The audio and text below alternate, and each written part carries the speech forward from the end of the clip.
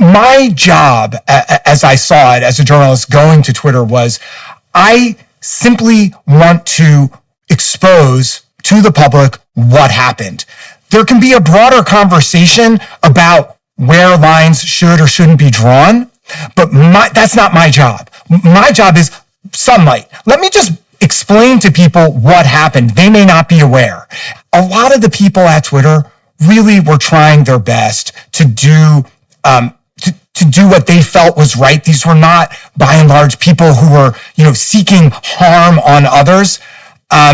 Sometimes they went overboard, for sure. And I think there seemed to be, I can't prove it because it's impossible to do a fully systematic review of everything on Twitter, but there certainly was, to my mind, an overly heavy hand on suppressing important information. And that heavy hand always seemed to go in one direction. You could say nothing was too extreme as far as locking down. That's fine. But if you have a prominent scientist from Harvard who says, maybe we shouldn't require the vaccine on kids, that was, unacceptable.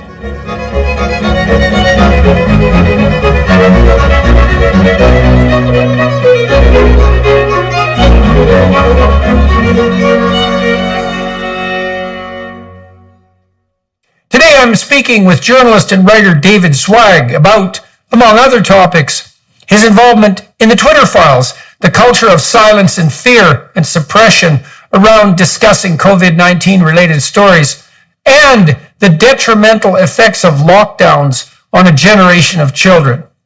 So David, one of the things I really wanted to talk to you today, I think it'd be interesting to go behind the scenes with regards to the Twitter files. I mean, the so-called Twitter files, with Matt Taibbi particularly leading the charge, in my understanding, didn't get a lot of legacy media coverage, surprise, surprise, and that story was downplayed, but of course it was a viral occurrence online, particularly on Twitter, and rightly so as far as I was concerned, because my sense was that it indicated, illustrated, demonstrated a tremendous degree of behind-the-scenes collusion between, most worrisomely, government officials and Twitter in particular, but media in general, with regards so-called to crafting the narrative around COVID. And I'm not very impressed by government media collusion efforts to craft narratives. That's certainly not the media's role. That's 100% certain, to craft narratives with the government. And I don't think that that's justified even in the face of a so-called emergency. In fact, that might be the time when it's most important for the media to not collude with the government so that we can be sure that the response to the emergency isn't worse than the bloody emergency or isn't ill-founded in some other grounds, because it often is. It's not like we're necessarily going to respond to an emergency in the proper manner, even if we want to. And critics need to abound in emergency situations, even more so than under normal circumstances. So you were there. Will you walk us through how you were there and what you saw? Let's start with that, and then we'll branch out into all the other tentacles we can attack. Sure. Yeah. So I was there basically at the request of Barry Weiss, who I had known for a while, and I had written for her publication. And I knew that Barry was one of the two journalists who had access to the Twitter files, and just being friendly, and because I knew them, I had emailed Barry and one of her editors saying, "Hey guys, in case you're looking up COVID stuff," this, as they knew, this was my sort of area of expertise for the past number of years. "If you want to look at COVID stuff, here's what you might want to look at, blah, blah, blah, blah, blah."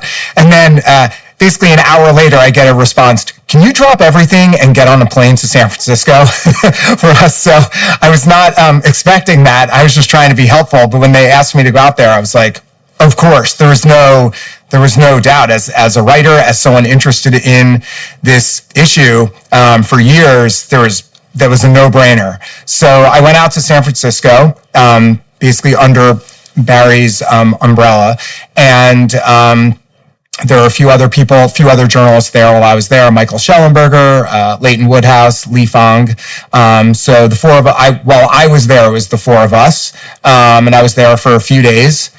And it was quite remarkable just to be at the center of this thing that I had been observing. I had no personal interaction with Elon Musk. I saw him while I was there, but I didn't communicate with him.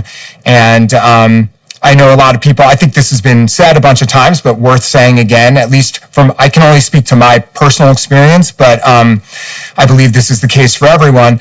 I had absolutely zero restraints at all on anything that I was able to report on or find. Whatever I was able to find, I could report on it. The only contingency was we had to report first on Twitter. It had to, whatever information that you're publishing, publish it on Twitter first, and then a short while later you can publish it on whatever platform. That was the only restraint, because there's been a lot of speculation or people saying that we were given certain material and not given other material. That was not the case at all in my experience. Okay, so let me ask you about that, because obviously in some sense you were given certain material, not other material, because you're not going to get access to absolutely everything Twitter has. So there's an element of pre-selection, but your sense was that wasn't forced or manipulated.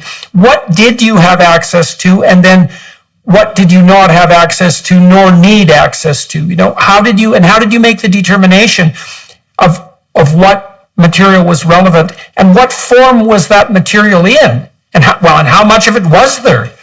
Right. These are all good questions. So there were basically two different channels of information that we could access. One was the sort of what I would call maybe, I guess, the back end of Twitter, where there was an engineer in the room with us on a special laptop, and we would tell this person what specific accounts we wanted to look up to see if there were any special flags or marks on these accounts or on specific tweets. This person could look that up, and I was basically looking over this person's shoulder as they were performing these searches. We had absolutely no access to, no visibility to any personal information on people, like their private account information. And actually the people at Twitter were very concerned about this. So I think there were a lot of lawyers involved and other things to make sure that the journalists had no ability to view anything that was private or personal on anyone's account. What we were able to view was the log files within Twitter that showed if a specific tweet or specific accounts had certain flags on them. So that was one thing that we could look up. The other thing was we could have them perform searches for us in the internal Slack channels and in emails on specific employees at Twitter. And we would send in a request. This was not performed in the room. It was somewhere off-site. I think they could have been next door for all I know, where they performed that. And then some time later, they would then bring back a different person and come in a room with a different special laptop where it could be thousands of emails for a particular employee. And then we had a very limited window of time where we had to search through it. So one of the things that I think people may not be aware of is that, I had a very limited amount of time to sift through an extraordinary amount of information. So it was very challenging. People, why didn't you find this or that? Well, it's hard. This was not something where we could just go, digging into the files for weeks and weeks on end. I think Matt Taibbi and some others had far more access. They were there much longer than I was and on many trips. But for me, it was quite limited. So when I arrived, I came there with a list of people and things that I already knew that I wanted to look for. Basically, for me, as someone who's been writing about, thinking about, and researching matters related to COVID, since the very beginning of the pandemic, I had observed many things that took place on Twitter during those years, and I basically wanted to kind of reverse engineer, well, how did that happen when I saw this tweet or that tweet was labeled as misleading? How did that happen? So I went to Twitter with a list of accounts and tweets that I knew that were flagged, that I observed, and I wanted to deconstruct, well, how did we get to that place? And that's what I tried to do. And who were you particularly interested in? I mean, there were people like Jay Bhattacharya who were particularly nailed during the for spreading COVID misinformation. I mean, So you had a list a priori, and I guess that's also why Barry thought you would be a good person to throw into the mix. Eh? So you contacted her. Now, you said you had been working in the background on COVID-related material. So why don't you tell everybody what made you the person that Barry decided to put in San Francisco? And then tell us who you were particularly interested in tracking down, because you said you had a list. And so walk us through that. Like why you, and then who you were particularly interested in investigating, let's say. So I am considered, I think, by a lot of people, I'm the first journalist in America to write for a major publication very early, I think it was the first week of May, to call for, to question the idea that schools should remain closed in America. And that kind of launched me on the path that I've been on until today, speaking with you. That was when? When did you do that? This was, I think, the first week in May, I published this piece. So in April, I started... May of what? 2020. So the very beginning... May of 2020. Correct, yeah. Like anyone else, there was no such thing as a COVID beat prior to the pandemic, but I observed very early on that something seemed off to me. Initially, I was very nervous. I wasn't cavalier about what was happening with the pandemic, but by the middle of April, we started observing, I live right outside New York City, we started observing that cases began to drop precipitously. And we also began getting information from Europe that schools were beginning to open at the end of April, and they were projected to open in the beginning of May in many locations. Coupled with that, there was a lot of data coming out of China, out of Italy, and elsewhere, and it was unanimous that children were at extraordinarily low risk. So all of these factors are coming together, and I'm like, well, wait a minute. Why is the school still closed? I'm trying to understand this, particularly once they were opening elsewhere. And so I come from a background as a fact checker. This is before fact checking became kind of politicized the way it is now, where there are these special fact checking websites. But I worked for Condé Nast magazines for a number of years. And that sort of training, I think, and also just my own personal disposition, I'm always skeptical about things. That's just for blessing and a curse. And you kept hearing about the experts are saying this, the experts are saying that. And my go-to, because when you fact check an article, you always have to go to the source, or at least that's the ideal thing. You never just take someone's word for it, or you don't take just, something's printed in the New York Times. That's never sufficient, or at least it's not ideal. Particularly, well, I don't want to pick on the Times, but any publication, you want to go as close as you can. You're never done, in a way. So even if someone says something, first you have to fact check, well, did that person actually say it? But then even if that's true, you then want to say, well, is what they are saying true? And then you have to go layers deeper. So anyway, that kind of mindset, that's always been how I view the world. And I started observing these things, and something seemed off to me.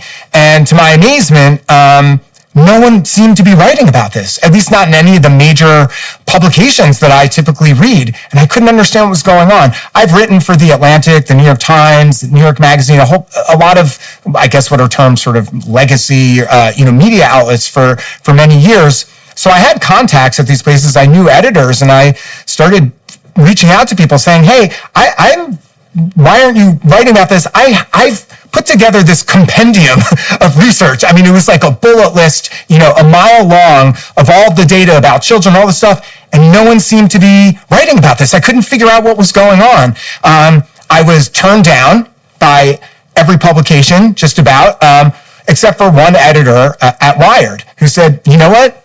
Everything you wrote here, in my pitch to him, this all checks out. Like, I try to make... Like everyone, I make mistakes. I'm sure in every article there's something wrong, but I try to be very meticulous, and I try to make my case almost like a lawyer, airtight. And when I presented... Why do you think you were turned down so universally, apart from... I mean, look, it's not that... It's the default to a suggestion for an article is to be turned down. So That's we right. should start with the fact that it's a high baseline probability, but you seem to be indicating that in this particular case, the baseline was a little bit higher than normal, even though you had quite a compendium of facts and it was a germane topic. It's a very good point. An independent writer, the default is to be turned down. However, this was really solid. Like you have a sense as a writer, at least I do after a while, of like, oh, I could sell this like that. I had a month earlier, a few weeks earlier, I had written a piece that I think was the #1 read piece in the New York Times. It was about this newlywed couple who are stranded in the Maldives. I have a good sense of when something's real and when it can hit. And I was kind of astonished that I was like, I found this special thing. I found a lane for myself. No one seems to be writing about this. All the stuff is true. This is my lane. Like, I'm definitely going to nail this, because that's what, it's exciting sometimes about journalism. When you find this thing that's important, that's true, that's interesting, and no one else is doing it. And that's what happened. And so we could talk about it later. I could speculate now about why I was turned down. But ultimately what happened was I was able to write this piece for Wired, and that kind of set me on a path where now I've been known as this, quote, contrarian, which, I don't even know what that means, these labels. I've just been following... Means journalist. Right. To my mind, a journalist is supposed to generally be a very adversarial type of relationship between me and the powers that be, or me and what's being said, rather than working simply as an amplifier or a megaphone. So when we were told all this information, these models that they were putting out, Imperial College and IHME, these places, I'm like, well, none of these models seem to be checking out. They seem to be wrong. Well, what are the inputs in these models? How are they putting these things together? No one seemed to be asking these questions, or at least not what I was observing. Why are my kids and 50 million other children in America locked out of their school buildings when kids are starting to go back in Europe? So all of these were, to me, very interesting and incredibly important questions that I didn't seem to be getting adequate answers to anywhere else. So I said, okay, I'm going to have to do this myself. It was a very strange feeling, because I was in the middle of writing another book, of which I'm still in the process of writing at the time, but I found I was unable to concentrate on the book. I eventually had my agent contact my editor, and they were kind enough to say, okay, he can, put this aside for a while. This was a pandemic. The schools were closed. I could not concentrate. So that set me on my path. And after that point, I just wrote a stream of articles, beginning in Wired, and then I migrated to other places like The Atlantic and New York Magazine, where I think most of what I was writing challenged a lot of the sort of what would we call it, mainstream narrative, the establishment narrative from both the media as well as the public health establishment in America about what was real or what wasn't real. And so everything from school closures, which has been my focus, but I looked into myocarditis. I think I was the first person, or one of the first people to interview the lead scientist in Israel who put out the very first report. I don't even know how I did it, but I got this guy on the phone. I said, send me the report. I have to see this. So I wrote about that very early on. And just all of these things, there's so many these areas that things seemed a little bit off. And I want to say, I don't want to ascribe ill will to anyone. I don't think there's something in like a nefarious, conspiratorial thing happening, or at least that's not how I approach it. I simply approach everything of what is the truth here? What is this sort of like empirical underlying data to support whatever we are being told? And I just keep digging and digging and digging to see if it seems true or not. And that ultimately, so that's the sort of both long and short of how I got to Twitter ultimately, as someone that Barry thought I was a good person. In particular, how did you establish a relationship with Barry? Had you known her at the New York Times? How did you guys get I had written a piece for Barry's website for her publication. I forget how much earlier. So we knew each other through that. I forget how I got in touch with Barry initially, but ultimately I wrote a piece. I think it was about the vaccines and children, and how I had interviewed a member of the committee who, one of the advisory committees for the CDC, and it's a pretty remarkable interview. So I had written that for her, so I knew Barry and I knew some of her editors from that experience. And again, I was just trying to be helpful, and I, reached out to them just saying, because I think at that point, Matt Taibbi had written I don't know, one or several Twitter files, and Barry had done one or two, but I don't think anyone had really written about COVID-related material. I didn't know what the story was with the Twitter files. All I was saying, hey, I know you. I've done a lot of reporting on COVID. I know all these people who are scientists who had their tweets mislabeled and labeled as misleading in some manner, or they were suspended from Twitter. I had all this information that the average journalists just simply wouldn't have, just because I've been so deep in this world. I have a Rolodex, a mile long of infectious disease specialists and others who I've been talking to for years now. So I just had all these people and this information, and I was just trying to be helpful, saying, here are some things that you might want to look for in case you're sending someone there or you're going back. And then they said, David, just get on a plane and please do it yourself. Elysium Health is dedicated to tackling the biggest challenge in health, aging. And they make the benefits of aging research accessible to everyone. Elysium creates innovative health products with clinically proven ingredients that enable customers to live healthy lives. Elysium works with leading institutions like Oxford and Yale, and they have dozens of the world's best scientists working with them. 8 of them are Nobel Prize winners. Their flagship product, Basis, focuses on NAD supplementation, which is a key component in cellular aging. They've sold over 3.5 million bottles of this supplement alone. Matter is a brain health supplement that slows natural brain loss. A recent survey of doctors showed that 92% of them would recommend Matter to combat brain aging. Elysium also offers cutting-edge solutions to help support your metabolism and immune system. If you're not sure where to start, consider their amazing tool for measuring biological aging called Index. Not only will Index assess how quickly you've been aging across 9 different bodily systems, but it will also recommend simple changes to your day-to-day life to change how quickly you age. Elysium is giving Jordan Peterson listeners 25% off your first purchase of a monthly plan. Go to elysiumhealth.com/Jordan and enter code JBP25 at checkout. That's elysiumhealth.com/Jordan. Enter code JBP25 for 25% off your first monthly plan today. So you had established this Rolodex and you'd been tracking scientists. And so when you went to San Francisco, there was a set of accounts and tweets that you were particularly interested in investigating. Who were some of the people, the cardinal people on that list, and why did you focus on them? Right. So again, I had observed over the prior, couple years, a number of tweets or accounts having their information, their content suppressed in some way, and content that I knew as a writer and someone who had done lots of research on this and spoken to experts, content that I knew was perfectly legitimate. There are things that experts can or even should disagree on. That's different from saying it's, quote, misinformation.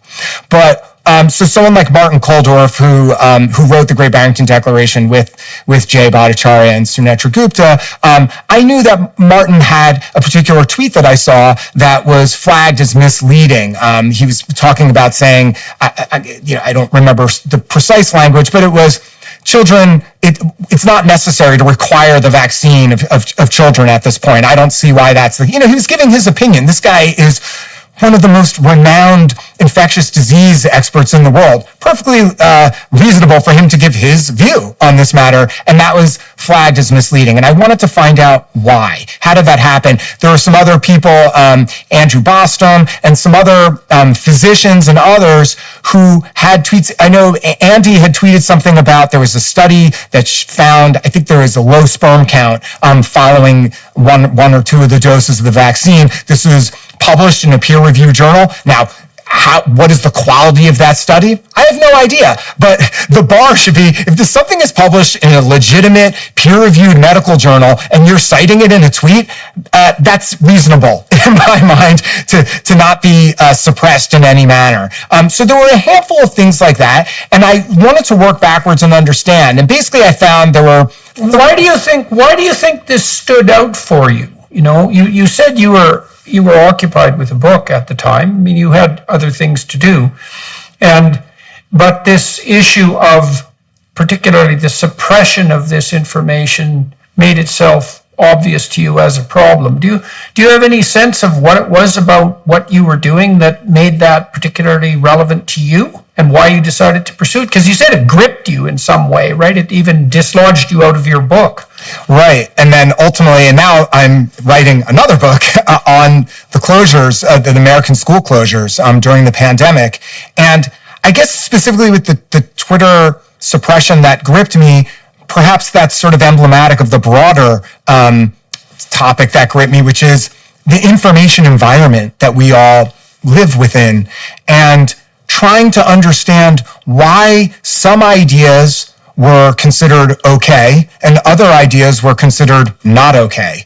And we saw that play out in the sort of mainstream media or legacy press. And I'm someone who had written for a number of these publications that I guess would be considered, prestige publications or left-wing or whatever terminology people want to use. And all of a sudden these places, so I have no, this is non-political for me. I had no specific political affiliation to want one thing or another to be true or to not be true. And I think my prior experiences writing for these places shows that. Like I'm not coming from a political angle. Yet nevertheless, I found myself suddenly in this sort of outside this group that roughly I'd been within professionally and personally for basically most of my adult life. And it was a source of endless fascination and consternation to me. Like, how is this possible? Why is this happening?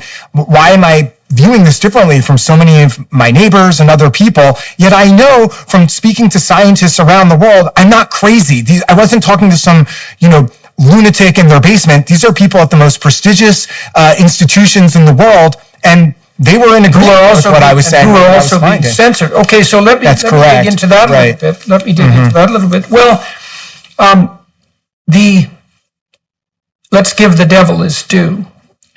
We had, before the pandemic, a substantial amount of public trust in vaccines and a general consensus that vaccines were miraculous in many ways and that they were particularly useful for the protection of children, and that we could trust the public health authorities to insist upon what was best for children, and that that's what they were doing, and that they were a good intermediary between the pharmaceutical companies and their financial interest in the health of children, and we trusted the public health authorities. So there's a lot of goodwill towards the vaccine enterprise as such. And so that would be the baseline. And so people would assume, and rightly so, that if we were being told by public health authorities to vaccinate children, that they believed that that was actually in the best interest of the children and that that was reliable. And so you could imagine there would be resistance to any counter-narrative that would question that fundamental set of presumptions. Now, there were people who were beating the anti-vax drum before the pandemic, but not very many, and generally ignored.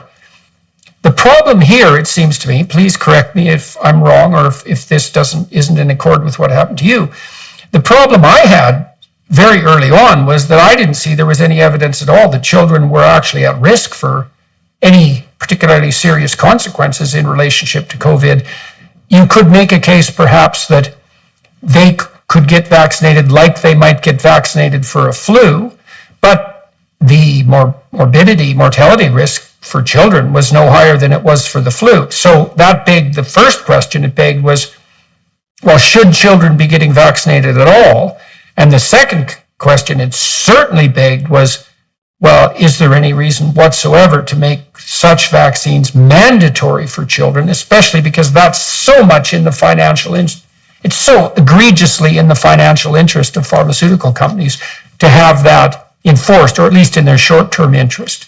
So, it's that terrible combination of the trust that the public had in the public health authorities and the financial gain that was sitting there ready for the pharmaceuticals to capitalize on, I think, that made this such a toxic, let's say a toxic brew, and also why the narrative emerged that you had to push back against. That's how it looked to me. What do you think about that as a set of hypotheses?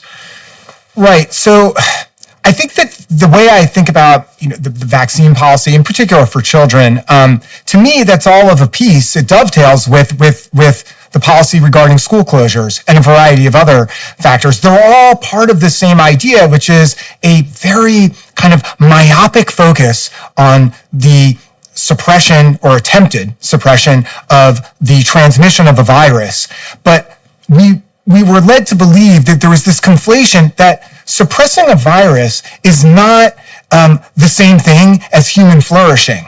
It can be, or societal flourishing, and it's reasonable in the very early stages when no one knew or few people knew what was happening, or at least there was some degree of uncertainty and chaos, that people want to be particularly careful to try to avoid transmission, to try to figure out what's happening. And I was that way myself personally.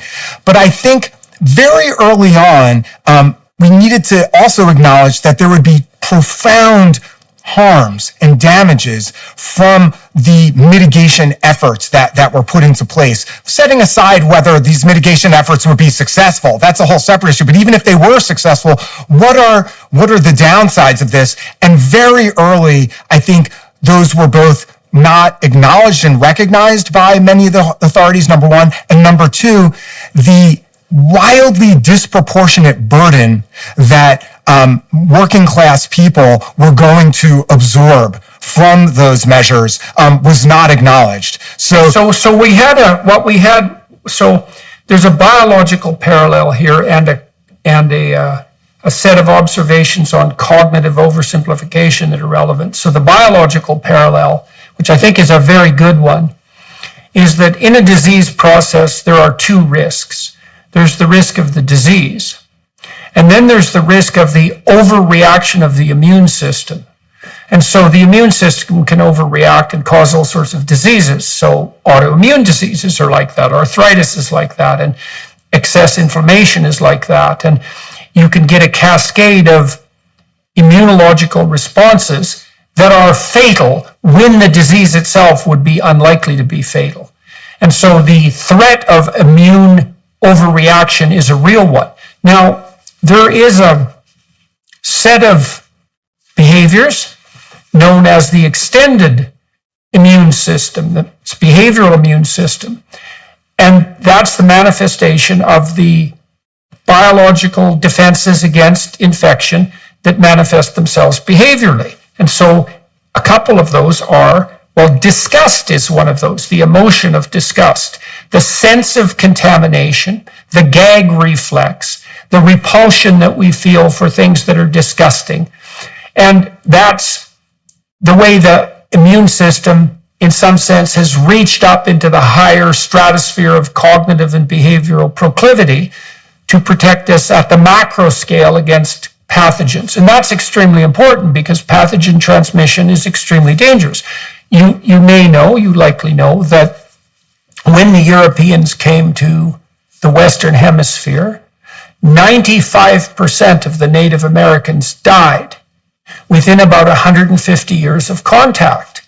And they died because they had no resistance whatsoever to mumps, measles, and smallpox. And that resistance had been bred in European cities where we were in close quarters with animals. And so pathogen transmission is extremely deadly, obviously, and we've evolved all sorts of mechanisms. Now, at a political level, the behavioral immune system also extends itself, and it extended itself, and you might say in this situation, into the entire panoply of authoritarian pandemic responses, and that was spearheaded by China. And the danger there is, it's a parallel danger, is that the response will be more pathological than the pathogen. And the way it was more pathological, as far as I could tell, was that we hyper-focused on the potential danger posed by the pathogen, and we eliminated all consideration whatsoever for the potential side effects of all of the amelioration strategies. So the politicians abdicated their responsibility to so-called experts, and the public health experts who were concerned with pathogen control had no idea how to contemplate all the other risks, like the risks to the education of children, the risks to the working class, the risks to the bloody supply chain, the risks to fundamental liberties. Like politicians should have been calculating the balance of risks there instead of focusing maniacally and monomaniacally on a single problem. And also defaulting their damn responsibility to so-called public health experts who aren't politicians or economists, who don't have a broad purview. And so we stepped into a social behavioral immune over response. And I think some of that was also driven by the financial machinations of the pharmaceutical companies themselves. And, they were trying to make vaccines, and hypothetically we needed the vaccines, but God, it was so much in their financial interest to push this narrative. And they're so effective at lobbying. And all things considered, as the left once knew, if you had to rank order globalist companies in terms of public corruption, you'd have to put the bloody pharmaceutical companies near to the top. If you use no other measure than size of lawsuits in the past, they've had the most and the biggest lawsuits for malfeasance levied against them, I think, of any corporate entities ever in the history of capitalism. And so that's the perfect storm. Well, you made a bunch of very good salient points, and I would say that the overreaction of the human immune system, I think, is a decent metaphor for the overreaction of society of what happened. And as we were saying, this focus on this one thing does not take into account all of these ancillary things, these sort of second order effects that are going to happen. And while public health professionals, Anthony Fauci on down, may have an expertise in a particular lane, they are not experts on the world. And one of the things that I've always found so irritating and ridiculous is when there's been certain epidemiologists or others who say, stay in your lane, to whether it's a journalist, an economist. There's someone named Emily Oster, who's an economist out of Brown, who did a lot of early research related to schools and other matters. And people just immediately dismissed her. Well, she's an economist. What does she know? And I'm thinking, that's who we need to be looking at some of these things. You need economists. We need psychologists. We need people educators. We need people in a whole range of fields of human endeavor to try to understand and discuss what are going to be the first, second, and third order effects of all of these interventions we are imposing. I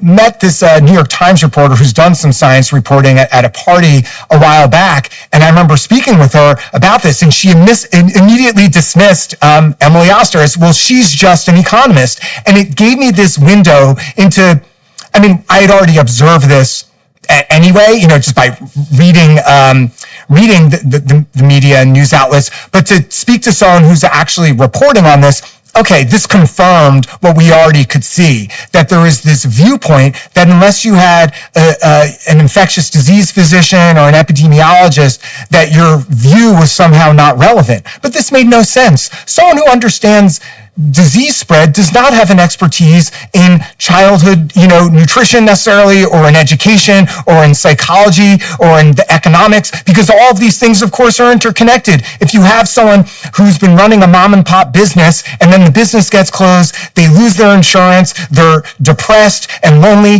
they're barred from seeing their friends, all of these things, well, guess what? That also has an effect on someone's health. Obviously, that's not as bad as dying from a virus, but not everyone was necessarily at extreme risk of dying from the virus, and we certainly knew this after a few months as time wore on.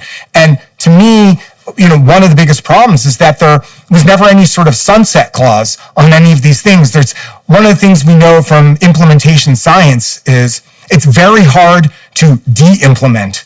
So once the wheels are in motion, it is very hard. Physicians continue to prescribe an antibiotic prophylactically, even though there's lots of studies that show, post-op, it's not necessarily beneficial in certain circumstances, but they'll continue to do it anyway because it's just this force of habit, and then that on a much broader scale, when you have politicians involved, then it's not just a clinician, but, like a doctor, but you have a politician who puts some sort of policy in place, or you have a school superintendent, it is very hard to unwind these things. And there was no mechanism in place early on saying we need to have some sort of review of what's happening. Instead, there was a bunch of people basically making up arbitrary benchmarks for different, when it reaches 5%, we can do this. When it reaches 3%, you can do that.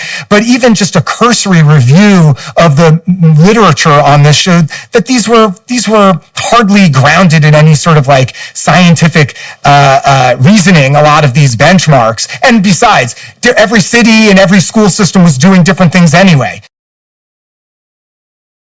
We'll be right back. First, we wanted to give you a sneak peek at Jordan's new series, Exodus. The Hebrews created history as we know it. You don't get away with anything. And so you might think you can bend the fabric of reality and that you can treat people instrumentally and that you can bow to the tyrant and violate your conscience without cost. You will pay the piper. It's going to call you out of that slavery into freedom, even if that pulls you into the desert. And we're going to see that there's something else going on here that is far more cosmic and deeper than what you can imagine. The highest ethical spirit to which we're beholden is presented precisely as that spirit that allies itself with the cause of freedom against tyranny. And yes, there exactly. Is that I want villains to get punished. But do you want the villains to learn before they have to pay the ultimate price? That's such a Christian question.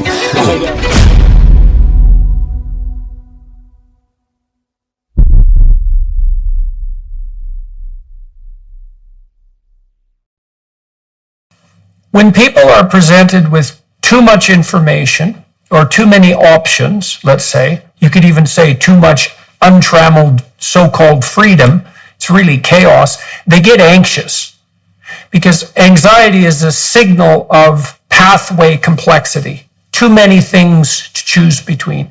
So there's a real drive to desire a simple and unidimensional solution.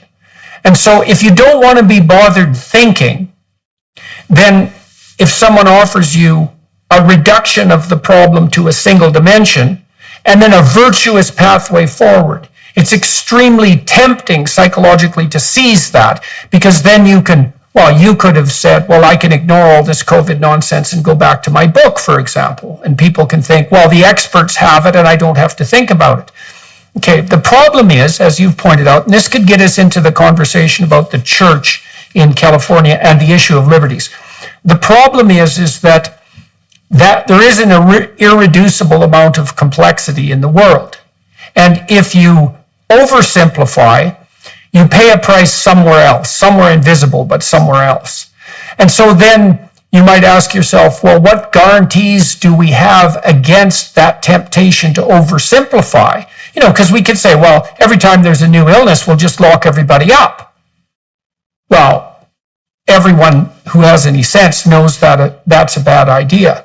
The reason it's a bad idea is because locking everybody up violates our fundamental liberties, our natural rights, let's say.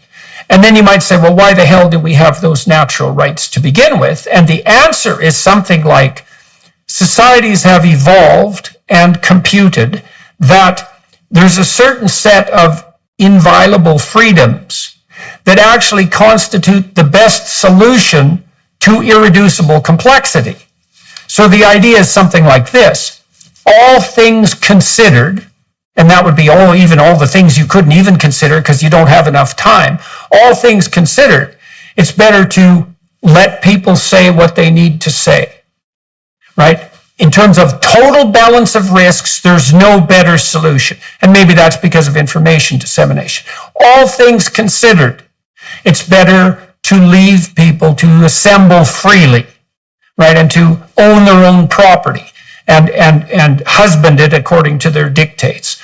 And the reason for that is because even in emergencies, those are the best policies. And that's why those rights are supposed to be inviolable. And what we did instead, especially because we copied totalitarian China so rapidly, which is extraordinarily interesting to me from a psychological perspective, is we set all those intrinsic rights aside. We said, no, we're going to collapse this multidimensional problem to one dimension. We're going to call virtue one pathway forward, which is don't transmit the disease. And everything else is going to go by the wayside. Well, we're still paying the price for violating those fundamental rights. We've destroyed public trust in the public health enterprise. We've compromised the supply chain terribly. God only knows how many people we've killed. There's a tremendous decrement in vaccine uptake now around the world because people are very skeptical about vaccines, and the probability that we'll kill more kids by not vaccinating them with vaccines that actually work than we saved with the COVID vaccine, which was unnecessary for children, is extremely high. we're paying the invisible price for violating all of those rights. Now, we talked a little bit before we started our conversation about a particular case in California that you wanted to concentrate on, case of a church that has just been levied an immense fine by the civil authorities that wanted to stay open during COVID. And we can probably use that as an example of this totalitarian tendency to undermine natural rights in the service, hypothetical service of social cohesion and safety, and dig in from there. So do you want to lay out that case? Sure. Yeah. And the church case is interesting to me because it echoes, to my mind, I had been writing about schools and children for so long that what I observed happen with this church seemed very, very familiar to me instantly. The same sort of dynamic was in place. And, just as a sort of like macro framing on this, when you're talking about whether it's a vaccine or school closures, in medicine, the default is to not intervene unless you can prove, the saying from the FDA is, safe and effective. So the default in America is for children to be in school and to be able to go to school. That's the default. So in order to prevent them from going to school, that's the intervention, is preventing them. That's not the default. But yet something flipped where keeping them barred from school became the default. But this is not how medicine typically functions. So that, I think, is also broadly how we could think about all sorts of other civil liberties. I should say, I don't think there's a scenario, I don't think it's just never appropriate for an authority or public health authority to infringe on some of our liberties. But the bar to reach that should be quite high, of course, and there should also be some sort of limits on that. So this stuff with kids in schools, and whether you want to talk about vaccines or even the information environment on social media and elsewhere, all of these things sort of flipped what we philosophically and ethically tend to think of as the default. That the default then became the intervention. But the default should never be the intervention without strong evidence that the intervention is going to provide a net benefit rather than a net harm. Well, one of the hallmarks for that, there's a claim among scientists, I think Carl Sagan first said this, at least formalized it, although it was known implicitly, is that extraordinary claims require extraordinary evidence. And right. An extraordinary claim is one that violates a fundamental precept. And the most fundamental precepts in our culture are embedded in the domain of natural rights, right? They're self-evident even outside the constitutional framework. There is nothing more fundamental to the functioning of our culture than that set of natural rights. And so if your solution to a problem is, well, we have to violate one or more natural rights, then it should be incumbent on you to demonstrate that you have a body of proof that is sufficient to justify moving something that is fundamentally immobile. And certainly that standard of proof wasn't met in this particular case because we didn't even have good data on, what the actual mortality rate was for the COVID infection, especially when it was segregated by different age groups. I mean, it was obvious pretty damn early on that the death rate among children was vanishingly small. And more children die drowning every year than they did from COVID in any individual year in America. For example, we don't bar swimming, and we had data very early on that and some people legitimately so say, well, what about the teachers? Fine, maybe the kids are okay. We had data early on from studies out of Sweden, a country that did not close the lower schools. Their teachers were at no higher risk than other professionals. They were far below the risk that they found in, I think, pizza bakers and bus drivers or taxi drivers. So there was no elevated risk for teachers, they found. This is a real place, and it's not, this wasn't one little town. We're talking about more than 1 million children who are in school there, tens of thousands of teachers, and this is what they found. That evidence was dismissed and ignored. So the thing with the schools, then, to me... Yeah, well, you put your finger on something there, too, that's very much relevant, which is, how much risk justifies intervention? And one good rule of thumb is, you obviously don't intervene if the risk that's posed is no greater a risk than risk that people will voluntarily undertake in many activities that are necessary to their daily life that are already factored in. And I would say paramount among those would be driving, because there really isn't anything we ever do that's more dangerous than driving. I mean, it's not that dangerous per unit of travel, but it's very dangerous. It kills lots of people. And so you could say, well, if a given enterprise poses no more risk than driving, then it can be factored in as acceptable level of risk. And that was certainly the case with the COVID deaths, certainly among children. And as you said, the Swedish data was there extraordinarily early on. And so then, of course, that begs the question again, is like, then given that, why the hell the school closures and lockdowns? Because that was a very peculiar response. Well, and I think the driving is an example, I think, of often, because it's applicable to school closures, it's applicable to this church story, which we can talk about in a moment, which is that one of the arguments that people would make is, people who oppose what I'm saying, my viewpoint, they would say, well, this isn't just about your personal risk. This is about you we have a societal, we have an obligation to other people. And I don't disagree. However, in society, we balance our own personal freedoms with risks to others, and we traditionally have a certain high tolerance for risk we all impose upon each other. And driving is a perfect example because there's been a lot of argument about masks, and I've written a few very large investigative pieces about the evidence on masks, and specifically for mandating them in schools. And one of the things people would say is, well, it's not just about your own kid, it's about some other kid. But here's the thing. If we think about in America, most of the highways have a speed limit of 55 or 65. We could make all of the highways speed limit at 35 miles per hour. And there would definitely be fewer accidents, fewer serious injuries and deaths, most likely, if everyone was forced to drive slower. We know when you're driving fast that there is a greater risk of serious injury or death. But we choose as a society to allow a higher speed limit because we value getting places faster more than whatever that risk. That's just... Well, and that's partly, we do that partly. We should point out, too, part of the reason we do that is so that people don't die other ways. Right, because if you're more efficient, you can make more. And this issue of risk is an interesting one in that regard, because there is no doubt whatsoever that human beings are dangerous to one another as potential carriers of pathogens. But there's also no doubt that we're extremely valuable to each other as sources of cooperative enterprise and sources of information.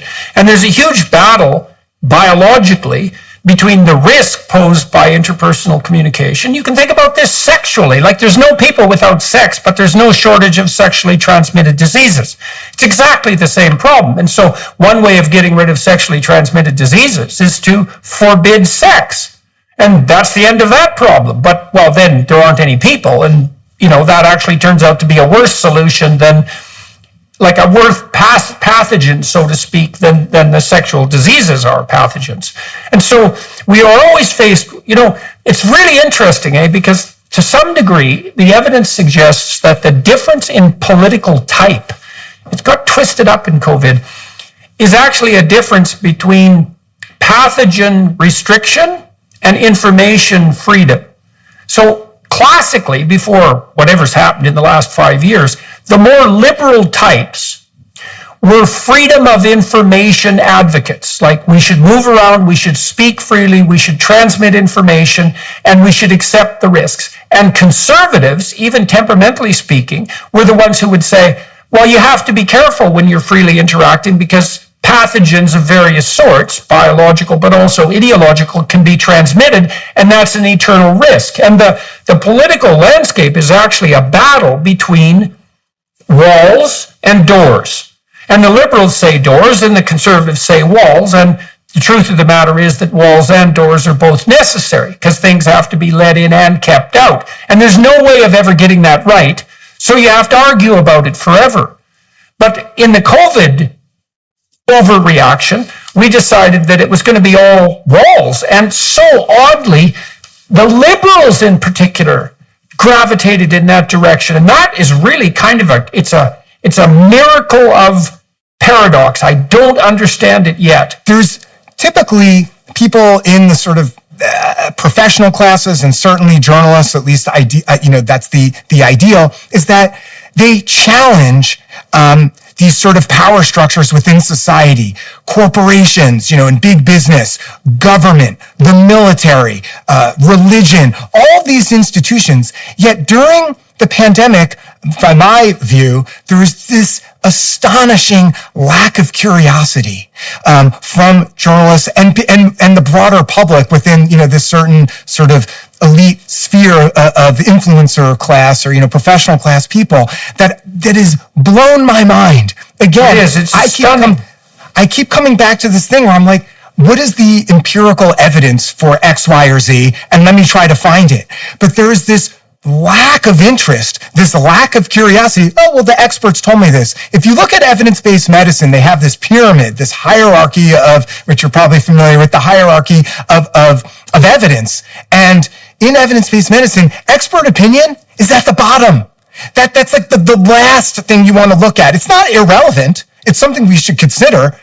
But it's far more important to have actual observational evidence, and then higher from that, there's randomized controlled trials. There are these mechanisms that we can use through scientific method to actually get real evidence that we can look at and try to ascertain what's going on. But what I found in most of the reporting is that there was merely Anthony Fauci says X, or the experts say, or they'll get in, and oftentimes the expert wasn't even an expert on this. There's, an emergency room physician who's quoted constantly in the New York Times and other news outlets who had no expertise in necessarily related to infectious diseases, yet this person was repeatedly giving her opinion on things. Yeah. It went unchallenged. It was just printed in the newspaper or elsewhere. This was fascinating to me. How could this be happening? And these are, I'm just an independent journalist. These are places with a machine behind them, enormous, editorial staffs. They have the resources to send people places. You could get any expert you want if you write for some of these prestigious media outlets, yet they went to the same crew of people over and over, and they not only did they go to the same people over and over, but it was the same lack of challenging these quotes, this idea that an expert's view in and of itself, there's a reason why people get a second opinion when you go to the doctor. Experts disagree on things. So it's so interesting that in many ways the same people who were so vehemently opposed to Trump's plan, let's say, to build a wall between the United States and Mexico just a few years earlier, were absolutely 100% gung-ho to build walls absolutely everywhere throughout society in this particular instance. It's such a perverse flip. Now, before we go on to the church issue, I have one remaining question from the Twitter files I want. Oh, yeah, we got hanging. Yeah, that's okay, but we covered most of it. But you went to San Francisco armed with a dossier, let's say, of names and Twitter accounts that you wanted to look into. But you also, while you were there, you looked into the identities of the people who were actually doing the censoring, right? So there were Twitter accounts, but then there were the Twitter response and the people responsible for that. And so there were people like Yoel Roth, whose name came up repeatedly in the Tybee investigations. And so let's just tie that off, and then we'll move into the California situation. So what was your sense about the sophistication and the forethought, the sophistication that characterized and the forethought that went into the sensorial activity at Twitter? Who was doing that? How was it orchestrated? Was it professional and warranted in any manner? What was your sense of that when you looked into it? Right. So there were sort of three different avenues, as I frame it, about how the suppression and censorship took place. And one of them was that they set up this system, and I'll get to the people, but I'm going to work backwards to get there. One of them was that there was a system of bots set up that, where they essentially crawl through the system, and the bots were given they were trained, they were given certain information, whether it's keywords or other things to look for, and the bot would flag a certain tweet or a certain account based on it setting off certain triggers within its, whatever they're teaching the bots. So that's one avenue of how certain tweets were flagged. Another one is they had independent contractors, oftentimes in places like the Philippines or elsewhere, where you have someone essentially sitting in a cube farm, some person who they were given a decision tree, and I show this in my reporting. It's quite interesting that, okay, this tweet involves myocarditis. You check one thing, then the drop-down menu. It says this, and there's 5 different options. Then you check that, and there's this whole decision tree on how some random person, and the notion that those systems never work. Right. The notion that like that never work. Right. Some guy sitting in a cube in the Philippines is going to adjudicate the validity of a tweet about myocarditis and whether that works with, what are the results say about, late gadolinium enhancement. There's no way that they're going to be able to adjudicate this. So you have that happening. And then the third thing is you have people themselves at Twitter. But all of it but the other two areas, the independent contractor using a decision tree and the bots, those of course stem from the people. All of those things initiate with human beings making choices about what we value or what we think is or is not acceptable on our platform. Now, I think most people would say they don't want to be on a platform that's just overrun, with pornography and violence and crazy stuff. I think it's not unreasonable, and people may disagree with me. I think it's not unreasonable for a platform like Twitter or others to put very hard limits on the type of content that's going to be on the platform, because there's a reason why, not everyone goes on 4chan or whatever, because there are limits to what most people want to be exposed to. Let me make a technical comment about that, because there's been a fair bit of psychological research done on this. Well, so psychologists have started to look into, like you could call it troll behavior. I called it troll demon behavior, because the people who are on social media platforms aren't exactly humans. They're human-machine hybrids, right? As soon as we're interacting with a huge social network, we have a reach that far extends our biological reach.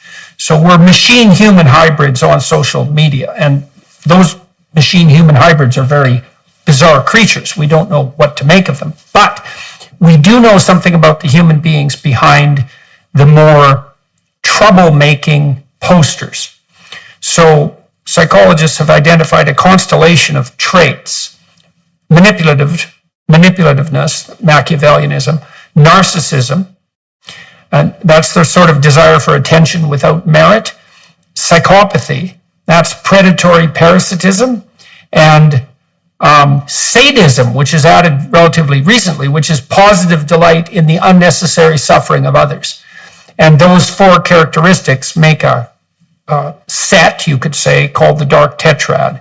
And it would be associated with antisocial behavior, criminal behavior, exploitation of others, including on the sexual front, not least on the sexual front. Now, people who are characterized by that constellation make up about 3% of the population stably across cultures and time. And that's because there's a niche for predatory parasites, like a permanent biological niche. Now, the problem is so they're 3%. It's not everyone, it's a tiny minority, and they don't tend to be very successful, although they're not entirely unsuccessful, right? So they propagate. The problem is that any social enterprise of any sort can be and often will be destabilized by the dark tetrad types, despite their minority status.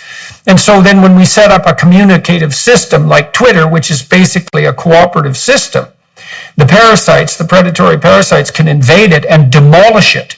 And they can do the same thing to whole societies. The number of people who organized the Russian Revolution after the Tsarist period was infinitesimally small.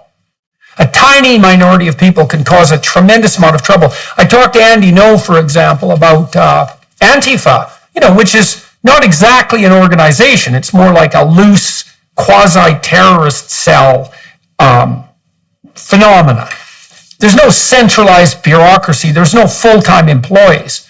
And so it's easy even to dismiss its existence. And I had talked to a lot of Democrats who had done exactly that. So I asked Andy at one point how many Antifa organizations he thought were extant in the United States. And he said about 40. And I said, well, how many full-time equivalent employees, so to speak, do they have? And he thought, well, maybe 20 each. It's 800 people. It's 1 in 400,000. That's all. So in a city of 1 million people, you're going to have like 2 people like that. But the tariff, so that's like no people, right? It's like, well, they don't exist. 2 in 1 million, who cares? There's the rub. 2 people in 1 million who are hell-bent on causing nothing but trouble, partly because they like trouble, partly because they like hurting people. They can cause an awful lot of trouble. And societies forever have wrestled with the problem of the free riders or the predatory parasites. And then that brings up the terrible spectrum of censorship. Like you said, well, nobody wants to go on Twitter if it's completely overrun by child porn distributing, hyper-violent predators. And fair enough. So that has to be controlled. But then the line of control becomes extraordinarily difficult to establish, right? And that's a universal human problem of regulation of social environments, not just a problem that's emerged in social media. We don't know how to regulate that in social media. So, in normal life, if you meet someone like that, there are control mechanisms. They tend to get beat up, for example. They tend to get suppressed physically.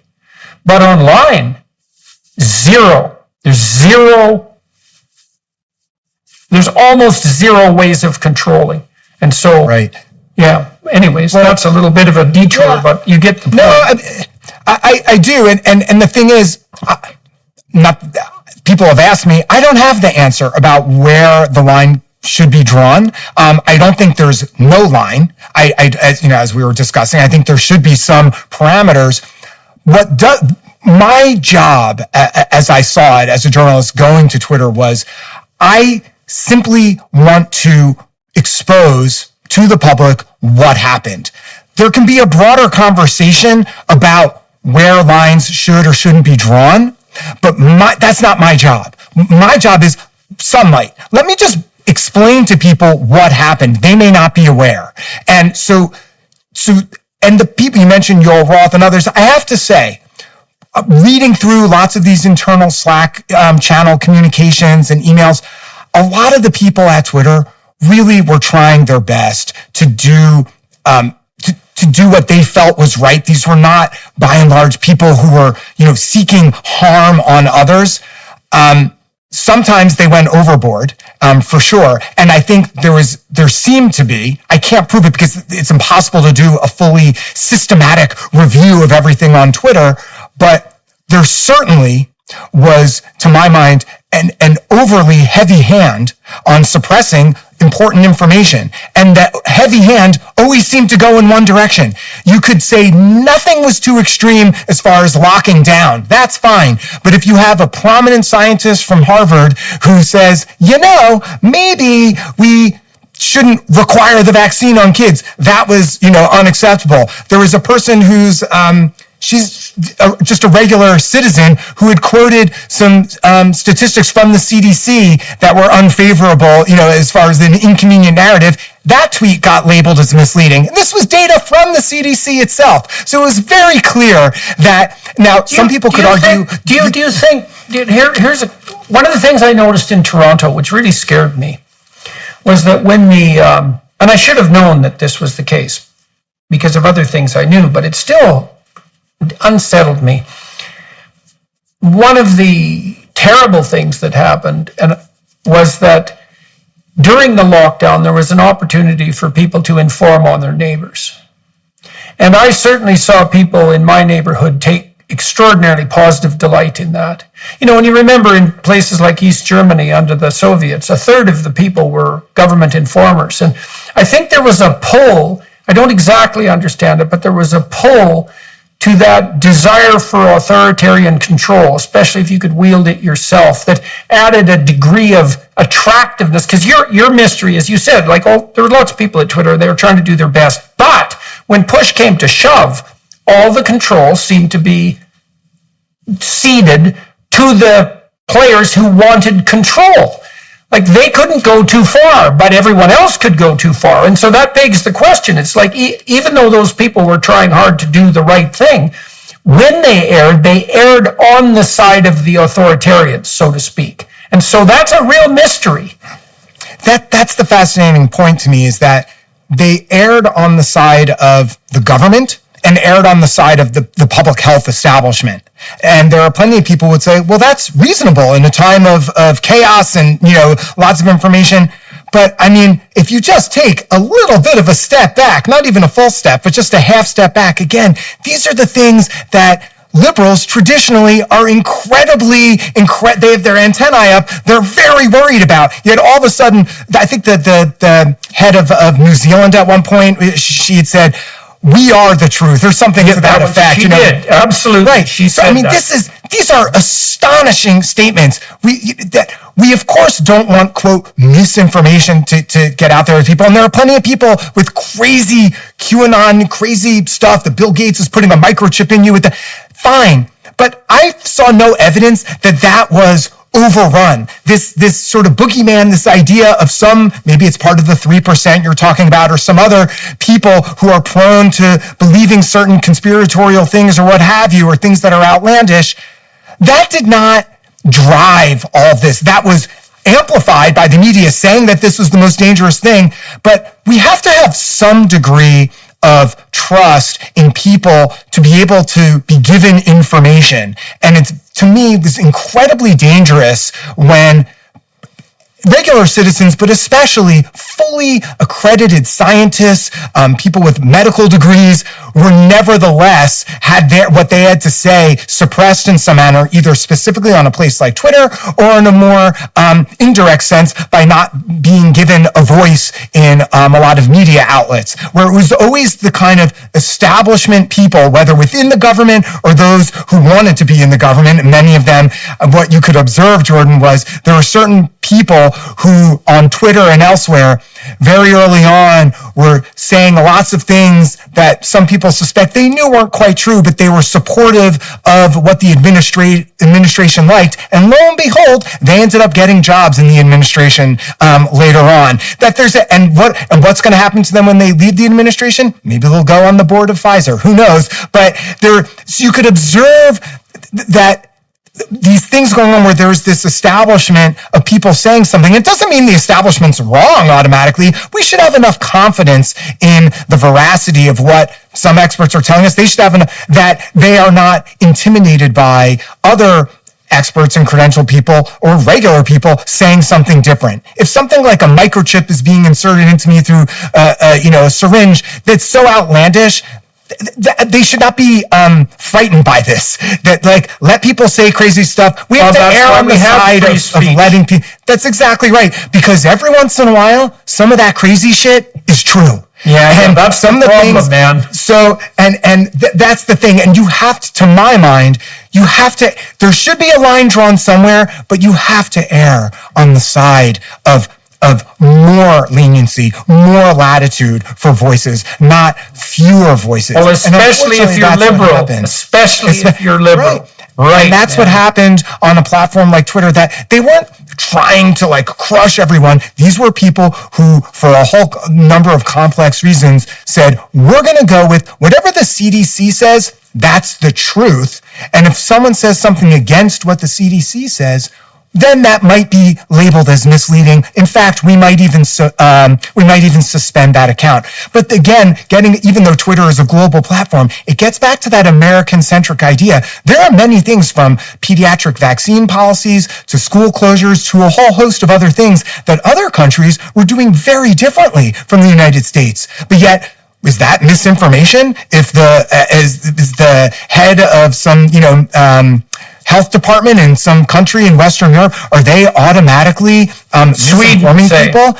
So I didn't say Sweden, but yes, Sweden. I mean, people don't realize Iceland as well. Those are different cultures. I get it. It doesn't mean everything's exactly the same. In my book that I'm doing, I did an intensive analysis. I worked with an epidemiologist on this, where we looked at, when you go city by city, you look at all the idea that this place was so foreign and so different is such an absurdity. Again, because this was done without real evidence. All of this was based on assumptions. Assumptions built upon assumptions built upon assumptions. That's how modeling works.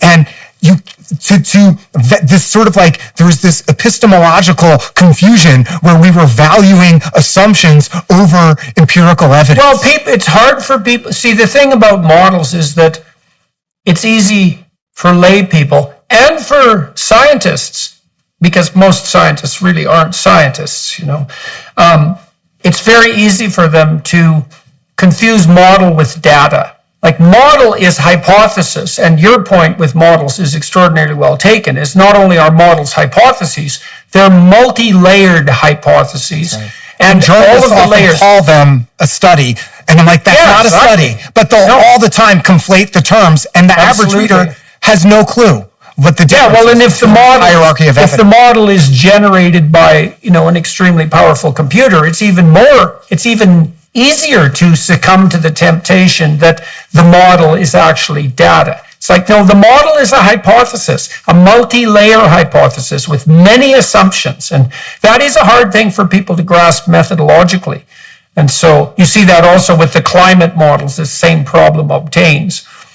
I view that as almost this sort of techno-solutionism, they call it as this term, where it's this idea, the more high-tech of our solution, the more accurate it must be. But that's not the case. That's a fallacy to view everything in that manner. So, but the technology could be a supercomputer, or it could be, using the word technology a little more broadly, it could be this idea of these interventions. A mask is a technology. So the idea of doing something is very much comes, I think, from a good place in a lot of people, particularly people in public health or the medical field, that there's a whole bunch of compendium of literature about this, about people, the urge, the instinct to do something. But, in emergency rooms, they have an expression that says, don't just do something, stand there. And sometimes it's more wise to not always intervene, but there's just this instinct that's so powerful. Yeah, well, it's dangerous to worship that technocratic solution. That old story of the Tower of Babel is exactly that, right? It's a cardinal threat to erect a technological edifice and then assume that can reach to heaven. That's a big mistake. Everyone ends up unable to talk to each other. Most interventions don't work. That's the story of most medications. Most things are not beneficial, or if they work, they're not a net gain. It is quite hard to get something approved, or it should be typically, because most things don't meet that bar. Yet the evidentiary basis for these things was not, no one held it up to that standard for a lot of these interventions that we did. And as I mentioned before, and then, I don't know if we have time for the church thing, but it all wraps together. Well, let's try that. Let's go there now. Let's go to the church example, because it concretizes it. That's right. The people in charge who are making these decisions, like everyone, see the world through their own lens. They are not, no one is this omniscient, being who understands the kaleidoscope of society. So I understand that they are individuals, but they have their own biases, as we all do. And so what happened in California, again, echoing what happened with kids with schools, was churches in this particular county, this is in Santa Clara County, that's the heart of Silicon Valley. And these people were not allowed to attend church. And it seems to me, others may disagree, perfectly reasonable in spring of 2020. We're not sure what's happening. Information's still coming in. There's a bit of chaos going on. But very quickly after that, things began opening. Remember, some significant portion of society was always out and about working, because guess what? People still needed food delivered to their door. The slaughterhouses were open. People were still working, the cashiers at various places, etc. So it's not that no one pulled a switch where everything was shut. Things were still happening. And once that happens, what we know from implementation science, what we know is that people's ability to comply with interventions wanes over time, particularly things that are very uncomfortable, like wearing a mask or not being able to see friends and relatives. And I'm not religious at all.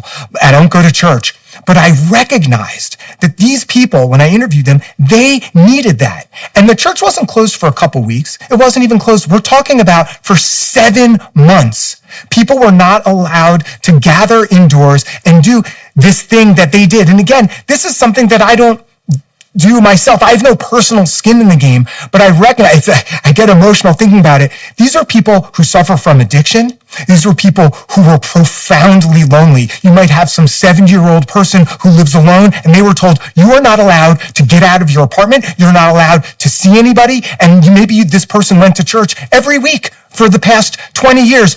That's gone. That's over. You're not allowed to go there and have this experience that's meaningful to you. And there were people who wanted to commit suicide because the profound sadness and loneliness. Everyone's different. Some people may tolerate the idea of being home and watching Netflix. That may be totally fine for them. And the laptop class who were able to continue to make a good living while they could work from home on their computer, that may have been fine. And for many kids, that may have been fine. But for some people, it wasn't fine. And these people, but yet at the same time, while these people were unable to go there, guess what? The malls were open. Museums were open. They were open at varying capacities depending which time, but it was always more than the capacity they allowed at the church. What a profound statement that was on the values of the people who were pulling the levers of society. And again, so it's not like they can't even pretend that this was all about, well, we need to mitigate the spread of the virus. Well, if you were really that concerned about it, then why were the casinos open? Why was someone able to go to a liquor store where you're going to have people circulating in and out all day long? That's not a low impact environment either. So you have all these things where they were picking and choosing what things could be open and what things couldn't be open. And to me, I recognize that for some of these people, they needed this badly. So much so that they were attempting to commit suicide, some of these people. Others fell back into addiction. And it's not a place that I would go, but the idea that to not have the empathy and the understanding that we are a vast society where we all have different needs and we all have different interests and things we like. And even though that's not my need or my interest, I recognize the profound importance that place and that experience has for some people. And maybe some 70-year-old lady said, you know what? I don't want to get COVID. I don't want to die, but I'm willing to take that risk of an additional exposure to go to church because this is what's meaningful to me. And I think it's and I don't know where the line gets drawn, but the idea that people could go to a museum but not go to church inside and meet with people, to me, seems wrong.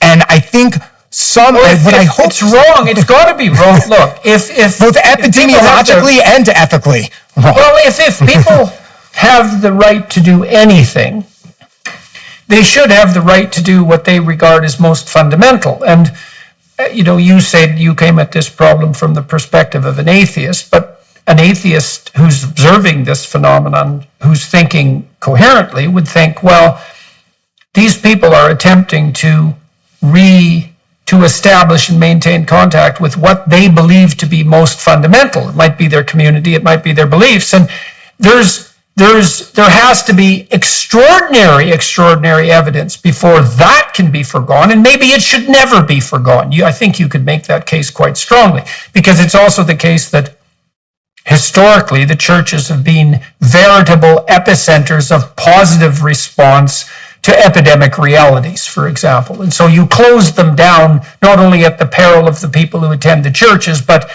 you close them down at broader social peril. And so it's interesting that even though, as you said, you don't practice religious practice yourself, at least not church going, that this is something that really deeply struck you. Instantly, because I've been writing about kids, and I try not to get into what they would call like a victim porn, but these stories that I've been told by educators and by parents about children when you have autistic kids who were denied treatment and care from professionals that they counted on, and their families didn't have any money or support system to know how to handle them. The child abuse claims that went up, kids being beaten with a wire at home, and the reports coming in because they rely on teachers and going to school as that's a main mechanism for reporting, where teachers spot this. The schools serve an enormously important role in people's lives, far beyond merely the education, from books. And similarly, while it does not a place I attend, church fulfills that role for many people as well. And the idea that these people were denied something that was critical for their well-being, because that's health too. Not wanting to kill yourself, that's health, that matters. And they're also, without getting into the weeds, there was no evidence that this intervention had any benefit whatsoever. Again, 2 weeks, something like that, if we pull the lever, that may work. But what we see is over time, people aren't complying with staying home. We can see that with the Google travel data, when they can look at the data of people moving around. People were out and about regardless. Schools that were in a hybrid model, or the towns that where schools were closed, they had no fewer cases than places, or no more cases. It's all over the map, the data. The society is complicated. And as you said, quite a while ago, this idea of taking something incredibly vast and complex and distilling it down into this simple thing, do this and you are a virtuous person. And if you don't do that, you're a piece of garbage. For me to even question any of this stuff, I was a lunatic. All of a sudden, I'm some right-wing crazy person because I'm looking at data and pointing something out and saying, wait a minute, kids are back to school in such and such country. Why aren't they here? I'm talking to people. All of a sudden, I am the villain. Technically, you're the pathogen. You're the pathogen. Right. You bet. You're the pathogen that the behavioral immune system is now responding to. And that's extraordinarily dangerous. If you eliminate pathogens, people often say, well, you vilify someone because you're afraid of them. It's like, no, you don't.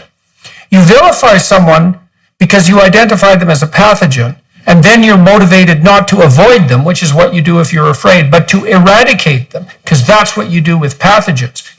I read Hitler's Table Talk, for example, which was a collection of his spontaneous speeches at dinner times, collected over 4 years. And all the language he used to describe the Jews was pathogen language. The pure blood of the Aryans, the parasitical nature of the Jewish interlopers, the disease-spreading capacity of the ghettos. It was 100% public health pathogen language. And it's way more toxic than mere fear, because people say, well, Hitler was afraid of the Jews. It's like, no, he wasn't. It was disgust, contempt, and pathogen language. And that's way worse, because you burn out sources of infection. There's no, right? What, you don't offer sympathy to a pathogen. Right.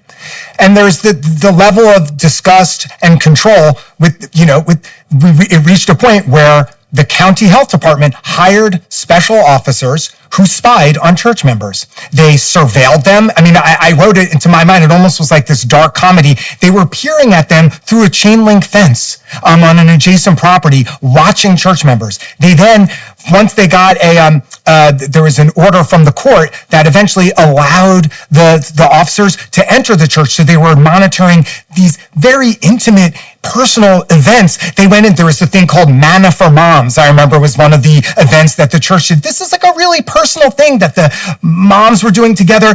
Here come the health inspectors to watch us doing this. And you read, and I wrote this in my article on my Substack, where you can read about, there were 8 women present in the room. 2 of them embraced. 1 woman was not wearing a mask. I mean, just this list. It was crazy making. And then the ultimate thing was they also monitored their cellular phone data, that they could see that there was a very sophisticated analysis done by the Stanford professor that they included that I found in the court documents, where you could see they drew a geofence around the church. It's this digital border. And you could see they could monitor how many people were entering and leaving the property, and even on a granular level, different buildings within the property. They could see how long people were within each spot. This was happening in America, in the present tense, monitoring people. That is something that has gone so far beyond anything that I think any regular person would think is reasonable. And what I would hope is that we have some sort of legislative mechanisms, I guess, put in place to try to put some sort of brakes on something like this happening again, whether it's for a pandemic or some other, because there's always an emergency, whether there's some other thing that's going to happen. There needs to be some process in place that was completely absent during the pandemic, in my view, from preventing this type of behavior. Is this the same church that has been fined so Millions of church. dollars. Unreal. That's right. Unreal. So I wrote about the whole case because I had access to the court files, and it's all in there. And I do a lot of screenshots from the things they that are part of the discovery and part of the court documents. But millions of dollars of fines. I have all the details where it was something like up to $5,000 a day, and it just kept accruing. I mean, this would make a loan shark blush if they saw the fines that were levied against the church. And look, the church was thumbing their nose at the authorities, and boy, did they not like it. And I understand, again, in the beginning, how people may have said, hey, we need to keep everything closed. But once it was a few weeks, and then a month, and then 2 months, and then 3 months, the months just kept rolling by. While remember, you could go to a liquor store,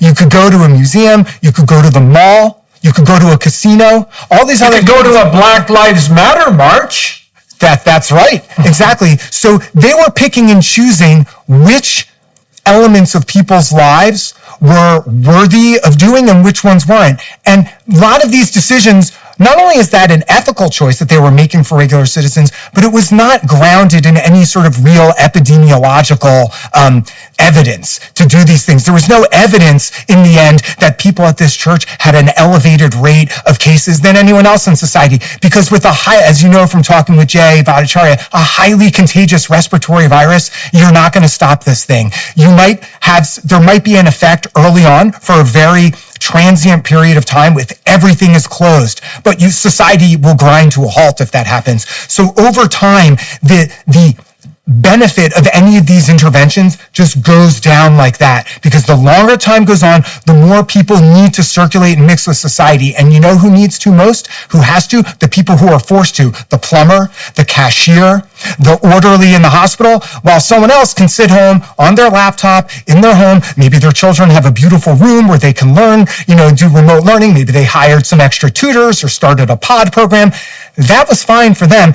And then that was virtuous as well. It's very, very convenient. It's nice that not only is this comfortable for us, I am also a more virtuous person. You dirty person, you want to go to church? That's bad. You're a bad person. So this wildly, overly simplified binary of good and bad, remarkable, because remember with George Bush back in the day, you're either with us or against us, and liberals mocked him. What an absurdly simplistic view of society. But to my mind, there was very much that same type of dynamic, that same lens of this, bifurcated lens was the same view on a lot of the pandemic response. It doesn't mean we should have done nothing at all. It doesn't mean that we should not care about how we may infect other people. All of those things are important. What it does mean is the way that this was handled, the way that it was done, both with the mechanics of the different interventions, but also with the highly subjective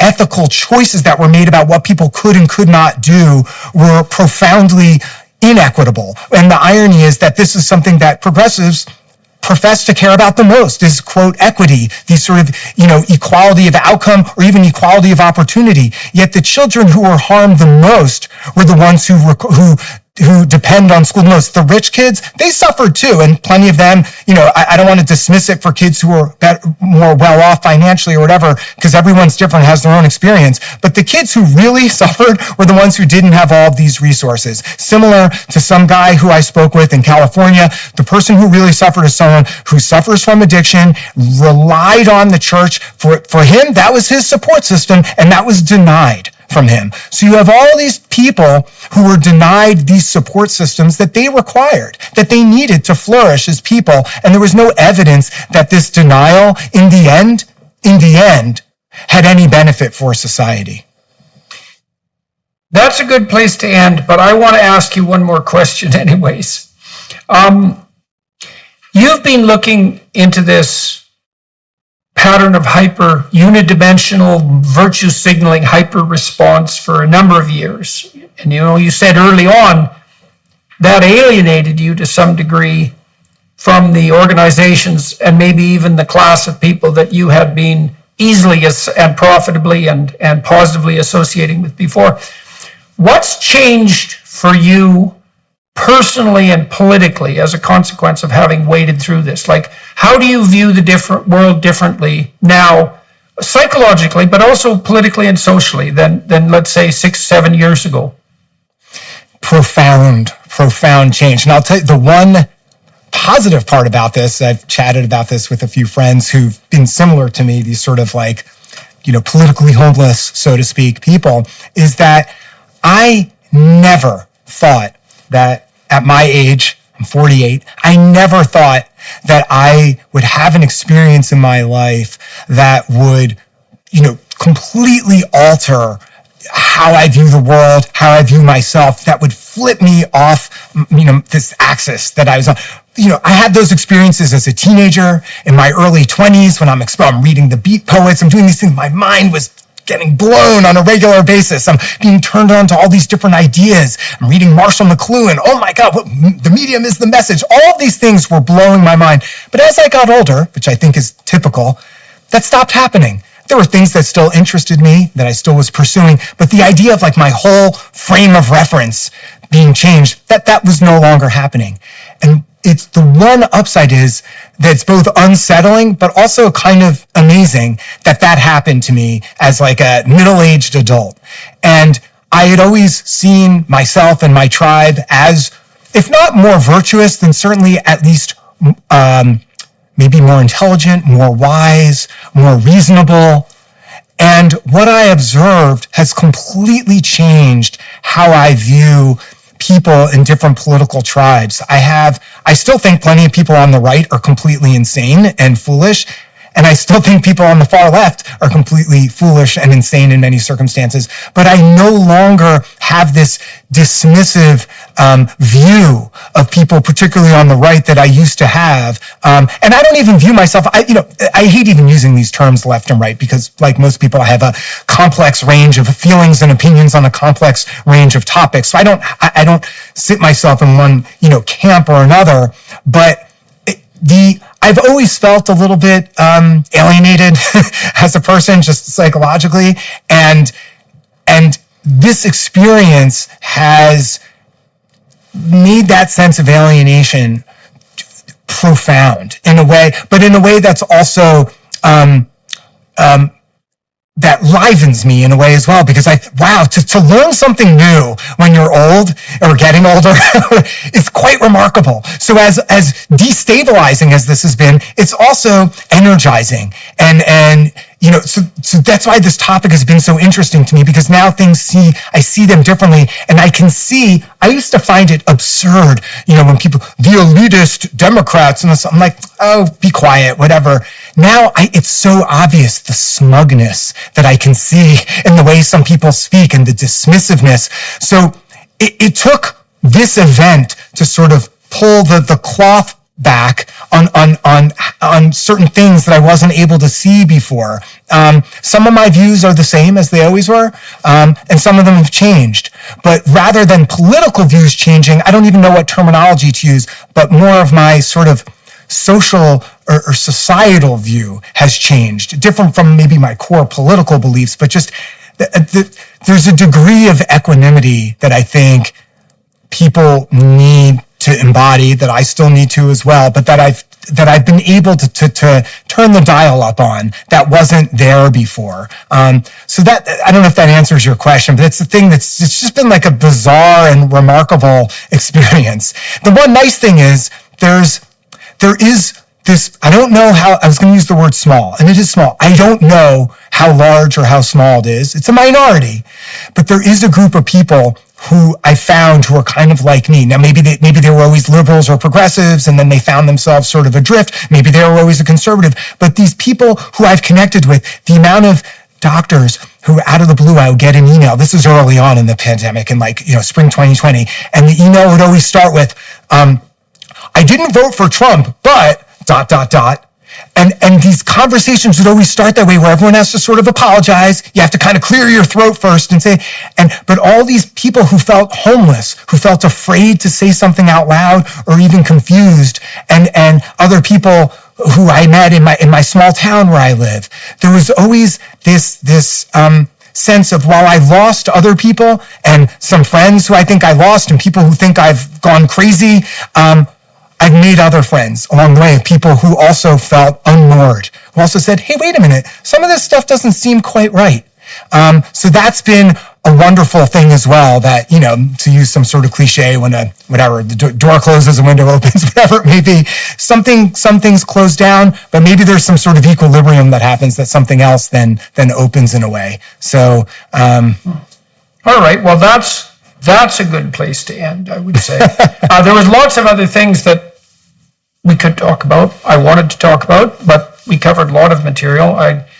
And maybe we can get a chance to do that at some point in the future. We didn't cover gain of function research, for example, which I would have loved to have delved into, but that might be a topic for an entirely separate conversation. Yeah, that's part yeah, exactly. But thank you very much for agreeing to talk to me today, and for the work that you've done on this front, which, you were an early canary in the coal mine, so to speak, and that's not an easy thing to do, even though it's an exciting thing to do, and maybe too exciting. As you said, to you, you're obviously a case in point that an old dog can learn new tricks, and maybe then not be such an old dog for a while again, too, because that's kind of an interesting consequence. And so, to everybody who's watching and listening, thank you very much. As I say frequently, your time and attention isn't presumed or taken for granted. I'm very happy that people are tuning into this podcast and watching and listening these complicated conversations. And to the Daily Wire Plus people, thank you for facilitating the recording on both ends, which you do. I'm in Portugal today, in Lisbon, and we have a nice studio set up here to make this possible, and that's not an easy thing to arrange at a moment's notice. And David, thank you very much for agreeing to talk to me today. It's much appreciated. Yeah, this was terrific. Thanks, Jordan. All right, so just so everybody remembers, I'm going to talk to David for another half an hour behind the Daily Wire Plus platform firewall. We'll talk a little bit about the development of his journalistic interests across time, and maybe delve into some of the other things that we didn't have quite enough time to touch on in this conversation. If you're inclined to participate in that and you'd like to support the Daily Wire Plus endeavor, find what they're doing worthwhile. They've certainly been useful for me, and fun to work with, which is quite interesting. And so, join us over there. And other than that, ciao. We'll join you all again on another podcast in the very near future. Thanks, David.